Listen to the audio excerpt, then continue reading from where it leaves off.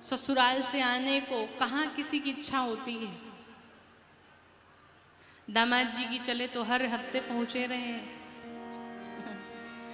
अगर दामाद किसको कहते पता है? जकरा के देख के दम फूले लगे हुए दामाद। कोई दामाद तो नहीं बैठा है यहाँ पे? देखो, आप गलत वे में मत लीजिए। दम फूलने का अर्थ ये है कि माताएं सुनती हैं कि दामाद जी आ रहे तो इतनी खुशी, इतना उत्साह हो जाता है कि भाई उनकी सेवा में, उनके सत्कार में कोई कमी ना रह जाए। क्या बना दे, क्या खिला दे, कहाँ सुला दे, तो ऐसे सब भाव होते हैं। वो नियम है, जहाँ पर बहुत ज़्यादा सम्मान हो वहाँ पर कम ही जाना चाहिए। ससुराल में भी बहुत सम्मान मिलता है तो वहाँ पर भी साल 2 साल में एक बार जाइए। अब हर हफ्ते पहुंचे रहेंगे तो फिर कोई इज्जत नहीं होगी। साल भर में 1-2 बार पहुंचेंगे तो एसी उसी चालू कर दिया जाएगा। और अगर हर हफ्ते दौड़ पड़ेंगे तो पंखों ना मिली।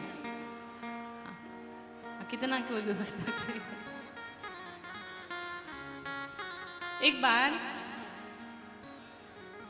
बार एक गांव का व्यक्ति था और उसका विवाह शहर की लड़की से हो गया। बहुत भोला भाला था, बहुत सीधा साधा था।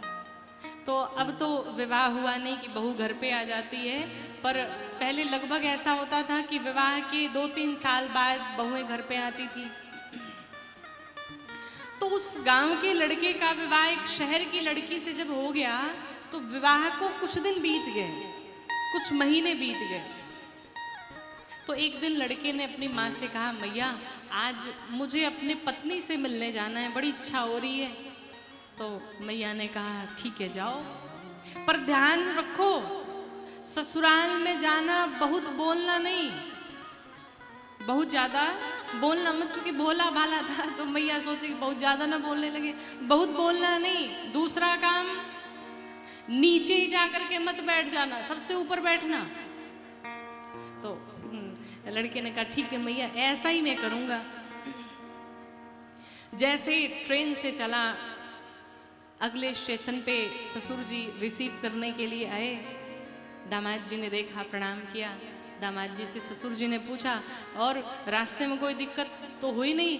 तो दामाद जी ने कहा हाँ हाँ हाँ। अब वो हाँ ना में बस उत्तर ही दे, कुछ भी पूछे तो हाँ और ना, हाँ और ना। ससुर जी लेकर के दामाद जी को घर पे पहुंचे। इसे याद आया कि माँ ने कहा था कि बाबू नीचे मत बैठना, ऊपर बैठना। अब वो जैसे हॉल में पहुंचा तो उस हॉल में एक अलमारी रखी थी। दामाद जी ने सोचा सबसे नीचे तो मैं बैठूंगा नहीं, सबसे ऊपर बैठना है। अलमारी के ऊपर जाके बैठ गए। कुछ सालियां आई, जीजा जी नीचे उतर जाइए ना ना। बहुत मजाक किया, हाँ हाँ हाँ। अब वो हाँ ना में जवाब दे। तो सालियों ने कहा जीजा जी आपको आए हुए बहुत देर हो गया है, नीचे उतर जाओ तो भोजन प्रसादी की व्यवस्था हो जाए। जीजा जी नीचे उतरे, भोजन लगाया गया थाली में। तो भोजन जैसे ही लगा, तो जैसे आप हम लोग गांव के हैं तो हम लोग देखे होंगे आप लोग कि हम लोग के गांव में बड़ी बड़ी पूड़ियाँ बनती हैं, है ना? बड़ी बड़ी पूड़ियाँ बनाई जाती हैं। और शहरों में आप जाएंगे तो एकदम छोटी छोटी पूड़ियाँ बनती हैं।